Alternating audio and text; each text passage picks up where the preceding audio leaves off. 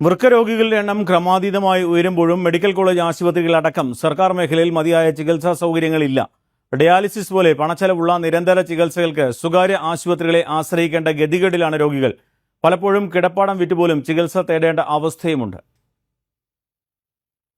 ചങ്ങനാശ്ശേരിക്ക് സമീപം ഇരിപ്പ സ്വദേശി കുഞ്ഞുമോൾ ആഴ്ചയിൽ 3 തവണ വീതം ശരാശരി 5000 രൂപ മുടക്കി സ്വകാര്യ ആശുപത്രിയിലെത്തി ഡയാലിസിസ് നടത്തുന്നു. സ്വന്തമായി വരുമാനമോ കിടപ്പാടമോ പോലുമില്ലാത്ത കുഞ്ഞുമോൾക്ക് ഒരിക്കലും സർക്കാർ ആശുപത്രികളെ ആശ്രയിക്കാനാകുന്നില്ല. കോട്ടയം മെഡിക്കൽ കോളേജ് ആശുപത്രിയിലെത്തിയാൽ സമയത്ത് ചികിത്സ കിട്ടുമെന്ന് ഉറപ്പില്ലാത്തത് തന്നെ പ്രധാന പ്രശ്നം. ഇതിപ്പോൾ ഇത്രയും ദൂരം വണ്ടി ഓടി ചെന്ന് കഴിയുമ്പോഴത്തേക്ക് തന്നെ ഭയങ്കര സീരിയസ് ആയിട്ടാണ് പോയത്. അപ്പം അതുകൊണ്ട് മെഡിക്കൽ കോളേജിൽ പോയി ചെയ്യാനുള്ള ഇതില്ല. കുഞ്ഞുമോളെ പോലെ പാവപ്പെട്ടവരും ഇടത്തരക്കാരുമായ നൂറുകണക്കിന് രോഗികളുടെ അവസ്ഥ ഇതാണ്. കോട്ടയം മെഡിക്കൽ കോളേജ് ആശുപത്രിയിലെ നെഫ്രോളജി വിഭാഗത്തിൽ മാത്രം കഴിഞ്ഞ വർഷം നടന്നത് 15,599 ഡയാലിസിസുകളാണ്. ആകെയുള്ളത് 30 ഡയാലിസിസ് മെഷീനുകൾ. 7 എണ്ണത്തിന്റെ കാലാവധി തീർന്നു. വിരലിലെണ്ണാവുന്ന ജീവനക്കാർ മാത്രം. ഡയാലിസിസ് ടെക്നീഷ്യന്മാരുടെ 2 പോസ്റ്റും ഒഴിഞ്ഞുകിടക്കുന്നു. താൽക്കാലികാടിസ്ഥാനത്തിൽ ആളെ നിയമിച്ചാണ് നിലവിലെ പ്രവർത്തനം. 24 മണിക്കൂറും യൂണിറ്റുകൾ പ്രവർത്തിപ്പിച്ചാലും പരമാവധി ചികിത്സ കിട്ടുന്നത് ദിവസം 100 പേർക്ക് മാത്രം. ആലപ്പുഴയിൽ ആകെയുള്ളത് 16 മെഷീനുകൾ. പ്രവർത്തിക്കുന്നത് 6 എണ്ണം മാത്രം. ജീവനക്കാരില്ലാത്തതുകൊണ്ട് മാത്രം പൂട്ടിവെച്ചത് 10 മെഷീനുകൾ. തൃശൂരിൽ 18 എണ്ണമുണ്ട്. താൽക്കാലിക ജീവനക്കാരെ നിർത്തിയാണ് പ്രവർത്തനം. കോഴിക്കോട് മെഡിക്കൽ കോളേജിൽ 40 മെഷീനുകളിലായി 125ഓളം പേർ ദിവസവും ഡയാലിസിസിനെത്തുന്നു. തിരുവനന്തപുരം മെഡിക്കൽ കോളേജിലെ 25 മെഷീനുകൾ പ്രതിദിനം പ്രയോജനപ്പെടുന്നത് 60 രോഗികൾക്ക് മാത്രം. നമ്മുടെ ഗവൺമെന്റിൽ നിന്ന് ധാരാളം സഹായങ്ങളുണ്ട്.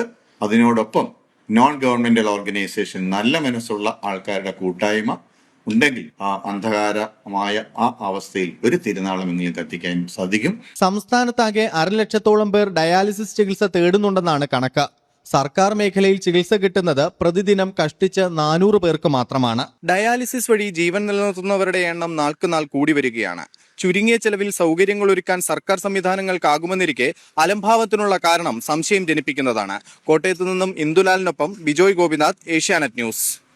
ഡയാലിസിസിന് വഴിയില്ലാതെ നട്ടം തിരിയുന്ന വൃക്ക രോഗികളുടെ ആശ്വാസ കേന്ദ്രമാണ് കോഴിക്കോട് വടകരയിലെ തണൽ റീഹാബിലിറ്റേഷൻ സെന്റർ. ദിവസേന 300 രോഗികൾക്കാണ് തണൽ സൗജന്യമായി ഡയാലിസിസ് ചെയ്ത് നൽകുന്നത്. സംസ്ഥാനത്തെ ഏറ്റവും വലിയ സൗജന്യ ഡയാലിസിസ് യൂണിറ്റാണ് തണലിലേത്. തൊട്ടിൽപ്പാലം സ്വദേശി ചന്ദ്രൻ. കൂലിപ്പണിക്കാരനായ ചന്ദ്രന് വൃക്കരോഗം വന്നതോടെ കുടുംബത്തിന്റെ ഏക വരുമാനവും വഴിമുട്ടി. ഡയാലിസിസിനായി സ്വകാര്യ ആശുപത്രിയിൽ 1 മാസം ചെലവാക്കിയിരുന്നത് 30,000-ലേറെ രൂപ. എന്നാലിപ്പോൾ തണലിന്റെ കാരുണ്യത്തിൽ ഡയാലിസിസ് ചന്ദ്രന് ഒരു പേടി സ്വപ്നമല്ലാതായിരിക്കുന്നു.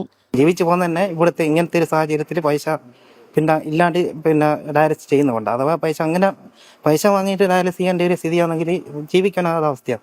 ചന്ദ്രനെ പോലെ നിരവധി വൃക്കരോഗികളുടെ തണലാണ് ഈ കേന്ദ്രം. കോഴിക്കോട് വടകരയിൽ 5 വർഷമായി തണൽ സൗജന്യ ഡയാലിസിസ് സേവനം നൽകുന്നു.